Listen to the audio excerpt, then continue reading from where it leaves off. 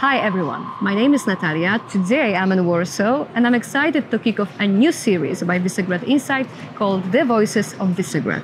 Created on the occasion of the 25th anniversary of the Visegrad Fund, this series brings you a variety of voices on the current Visegrad Group issues. So here is a short recap of events from June 2025. In this episode we will cover Polish presidential elections, attacks on NGOs in Hungary together with the biggest pride parade, Czechia's energy dependency on Russia, and the NATO summit in the Netherlands. And now over to you, Karolina, who will present us with the most important conclusions from the summit. With thousands of delegates gathering for the NATO summit in The Hague, including 45 heads of state and government, 45 foreign ministers, and 45 defense ministers, the event stood out as the most significant diplomatic meeting of June. It served as a key platform for communicating new commitments, particularly those shaping the future of EU-US relations. The Hague summit resulted in the adoption of the following declaration: united in the face of profound security threats and challenges, in particular, the long-term threat posed by Russia to Euro-Atlantic security and the persistent threat of terrorism, allies commit to invest 5% of GDP annually on core defense requirements, as well as defense and security-related spending by 2035 to ensure our individual and collective obligations in accordance with Article 3 of the Washington Treaty. Allies agree that this 5% commitment will comprise two essential categories of defense investment. Allies will allocate at least 3.5% of GDP annually based on the agreed definition of NATO defense expenditure by 2035 to resource core defense requirements and to meet the NATO capability targets. And now, let's listen to Wojciech Przewierski and Staś Kaleta discuss the summit in terms of countries' various settings and European values. The other thing from a Central and Eastern European perspective is that, lots of these countries like Poland and the Baltics have already dedicated themselves to these targets. The issue is, will other countries do this, and will they do it as quickly? So not only was it really a kind of a trick, this defense spending target of 3.5% plus 1.5%, but also the date to do this by was pushed back to 2035, so in 10 years. So actually, it's not as impressive as it first sounds. And then also within this, this isn't a united front necessarily. Spain, for example, on the western flank, basically opted out. It said it's not going to be part of this. And so you had this, it wasn't really a unanimous statement. You had an opt-out option for Spain. And then you had other countries like Slovakia, which didn't opt out. They're part of this, but are sending a lot of mixed messaging. So, for example, Fico, when he was at home and domestically, he's been saying, we will not increase defense spending by a single euro next year at all. And if we do eventually increase defense spending, it will be in this kind of dual use section where actually it will only be in ways that benefit you civilians directly. So a lot of different options here, and not, I don't think, the kind of push that the hawkish eastern flank countries will have wanted. Obviously, Tusk will be happy, however, because in a sense, Donald Trump was appeased. And this was kind of the whole aim of this NATO summit, to make sure that Daddy Trump, as Mark Rutte had called him, wasn't angered by anything. So in that sense, it was a success. I think that also showed in the readout where, Ukraine was only mentioned really in one sentence. Trump was also mentioned a couple times. So I think an interesting summit, but as you said, two ways of looking at this. I don't have necessarily two ways. I mean, it's not hanging in a balance. For me, there is a clear achievement of the summit and of NATO to meeting this objective. Let's remember, this is a pledge, and it will take time before NATO countries actually commit enough. There are a number of countries in NATO that have not been even meeting the previous pledge of 2% spending after the Wales summit. So it will take time also for a number of countries. But the commitment and the declaration is clear. As defense readiness, defense posture requires not just the element of hardware, it requires cash. And cash and budgets, as I repeat myself now for the third time on this episode, are statements of our values. Please stay with us to listen to one of our speakers from State of Poland event series, Georgina Wright, commenting on EU-US relations. that it's more than that. I mean, what annoys them is that they just think that we're an irritant, that we consume all their energy, and actually what they want to be focusing on is other things. And the easiest way to answer that is, you want to be able to focus on other things, then we need a stable Europe. And this is what we're doing to take on more of the burden. And these are the three things that we would need from you, the United States, as we figure out a new model and Europeans taking on greater responsibility for European security. NATO summit in The Hague show that decision makers really take security seriously. First, because of the decision of spending 5% in division to 1.5% and 3.5% on defense and defense-related issues. It shows that European allies understand that they cannot only free ride on the American ally, but they have to cooperate. Moreover, Russia was stated as a threat to the alliance. It's really important for the Central Eastern European countries. It reminds me of Carl Bildt's words that the necessity of the bigger cooperation is increasing. However, its possibilities decrease. It shows that NATO can hold together. And now let's move into the next segment of this episode and the thrilling events of the Polish presidential elections. And over to you, Karolina. At the start of June, Poland took a sharp political turn. Karol Nawrocki, backed by the right-wing Law and Justice Party, has been elected as the country's next president, narrowly defeating Warsaw's liberal, pro-European mayor Rafał Trzaskowski in a closely watched runoff. Nawrocki won with just over 50.8% of the vote, according to the National Electoral Commission. His victory was helped by lower-than-expected turnout, around 71.6%. That's still a record for post-communist Poland, but many younger, urban voters who tend to back liberal candidates appear to have stayed home. Crucially, Nawrocki also secured the backing of the far right. Around 90% of voters who had previously supported Sławomir Mencen, the leader of the ultra-nationalist Confederation Party, swung behind him in the second round, helping him push over the finish line. This result marks a comeback for the Law and Justice Party after they lost control of parliament in 2023. And with Nawrocki now in the presidency, Poland could be heading for a period of tense cohabitation between a conservative head of state and a centrist government, led by Prime Minister Donald Tusk. Hungarian Prime Minister Viktor Orbán wrote on X, "What a nail-biter. Congratulations to President Nawrocki on his fantastic victory in the Polish presidential elections. We are looking forward to working with you on strengthening the Visegrad cooperation." But Mr. Nawrocki also was very grateful, you would say, to Orbán, and his first interview to foreign media was to Mandiner, a Hungarian outlet. He got an interview with simultaneous translation on YouTube, in which he described a number of his positions. He definitely said that he admires Viktor Orbán for his political success. He wants the Visegrad group revived. He also hopes for Bucharest 9 to be revived, which I think in Hungary is less known. 10 days after the election, Prime Minister Donald Tusk survived the vote of confidence in the Polish parliament, securing his government's position despite recent political turbulence. The vote of confidence came in the wake of a presidential election loss that shook the ruling coalition and raised questions about its long-term stability. A couple of weeks after the election, some irregularities in favor of Karol Nawrocki were detected after the Supreme Court ordered votes to be recounted in 13 polling stations.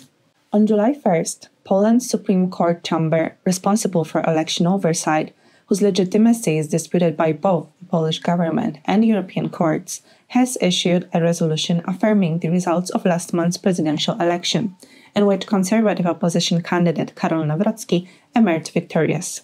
While the ruling was anticipated, it has sparked controversy due to accusations of vote miscounting and ongoing concerns about the chamber's legitimacy, as it had been established by the former Law and Justice government, which endorsed Nawrocki's campaign.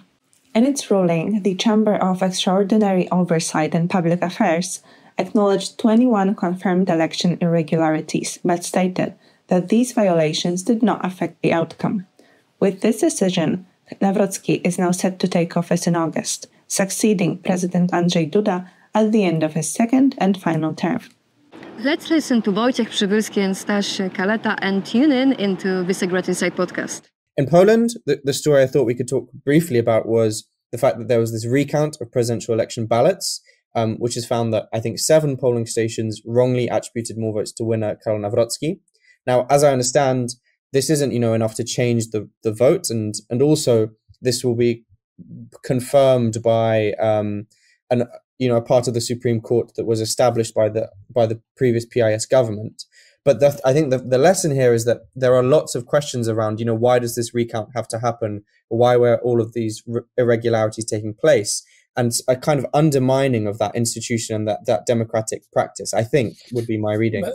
That is a voice of concern, of course, from an outsider point of view. We have to remember that practically nearly every election there is electoral protest. There is, especially with a close result, a subtle message from the party that lost that there might be some irregularities. Mistakes can happen. But the number of the districts where it happened, where it took place, and also a clear bias that it was usually happening against the numbers of Mr. Trzaskowski, candidate of the government, put enough seed into the discourse of potential systemic irregularities. And now over to you, Karolina, for a short sum-up of electoral preferences of youth and women. In the 2025 Polish presidential election, the political map was redrawn along generational and gender lines. The youngest voters, aged 18 to 29, decisively backed Nawrocki with 53.2% of the vote, while Trzaskowski secured 46.8%. This reversal, compared to 2023, when young people were instrumental in bringing the Democratic Coalition to power, marks a dramatic realignment. Much of this shift can be attributed to the influence of Sławomir Mencen, whose radical message dominated among young voters in the first round and appears to have carried over into the runoff. Yet, despite this ideological shift, youth engagement reached historic levels. Turnout among young voters climbed to 76.3%, a 3.5-point increase from just 2 weeks earlier. It is a remarkable sign of democratic vitality. Young people not only care about politics, they feel empowered to shape it. But they are increasingly choosing radical or anti-system options, which should give all parties pause. On the other hand, women emerged as a powerful electoral force. Their turnout exceeded that of men significantly, 73.9% compared to just 69.2%. Among women, Trzaskowski prevailed with 52.8%, driven by fears over the erosion of civil rights, particularly the threat of a total abortion ban and rollbacks in workplace protections. For many Polish women, this vote was not only political, it was personal. It is worth noting that if only women had voted, Trzaskowski would have won. But the overall turnout, though high, fell short of the threshold Trzaskowski needed to overcome Nawrocki's lead. That small difference in civic mobilization decided the election. These results reveal a nation in flux, politically engaged but polarized, energized yet uncertain about its direction. Youth and women are no longer voting as a single bloc, and that fragmentation could shape the course of Polish democracy for years to come. Hey there, let's pause on the Polish politics for a second. If you're enjoying this video, why not join us with a Visegrad Insight subscription? It unlocks all our online content and gets you into our online events. Plus, a special treat for you listeners. Head to visegradinsight.eu, choose a yearly subscription, and apply code Visegrad25 to enjoy your 25% discount. If you want to be up to date, give us a thumbs up. Don't forget to subscribe to keep up with our channel. And now let's join Karolina for the Hungarian section of the video. The Hungarian government has delayed a controversial bill targeting foreign-funded CSOs and media following mounting domestic opposition and warnings of potential EU sanctions. Officially postponed to study public feedback, the move also reflects deep divisions within PM Viktor Orban's ruling circle. While some government figures and hardliners, including Orban and Fidesz parliamentary leader Mate Kucic, support the legislation, key ministers reportedly oppose it, fearing backlash at home and punitive action from Brussels under Article 7. And now over to Wojciech for more details on it. What happened also at the same time, this idea has been hugely unpopular in the public in Hungary, and a number of MPs, backbenchers, and also members of the government were voicing their opposition to the bill, saying that if that goes, it polarizes the public, and this time, this polarization does not help the government. The ruling Fidesz party, meanwhile, continues to push through a sweeping transparency bill that critics say would criminalize dissent under the guise of sovereignty protection. The proposed law would grant the controversial Sovereignty Protection Office authority to label civil society groups as threats, targeting NGOs, media outlets, and even EU-funded organizations, as well as the power to seize documents and revoke tax donations. Mi már ma reggel itt vagyunk a Szuverenitásvédelmi Hivatal előtt, hogy tiltakozzunk az ellen a gyalázatos törvény ellen, amit nemrégiben benyújtottak a fideszesek. Gyere ki te is délután 5-kor, álljunk ellen, ne hagyjuk, hogy elrabolják a hazánkat.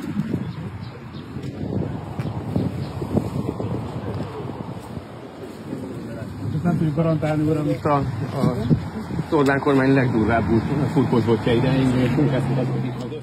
These attacks on the public sphere by the Hungarian government are nothing new. In recent years, the right to peaceful assembly has been undermined by excessive police force and broad, indiscriminate bans on public demonstrations. CSO's representatives and activists have taken to the streets, claiming that the current protests aren't just about one proposed bill. The organizers say the demonstrations reflect broader concerns, deep frustration, and a sense that the space for public participation and dissent is under threat. For them, these protests are not just reacting to policy. They are about defending the right to question authorities or form collective organizations. So on the 1st of June, we had a protest in Budapest. It was one of the 70 demonstrations across the country, and we were marching in complete silence. It was a demonstration against the proposed law of the so-called the transparency of public life, and they would be removed from beneficiaries list in the tax system as well.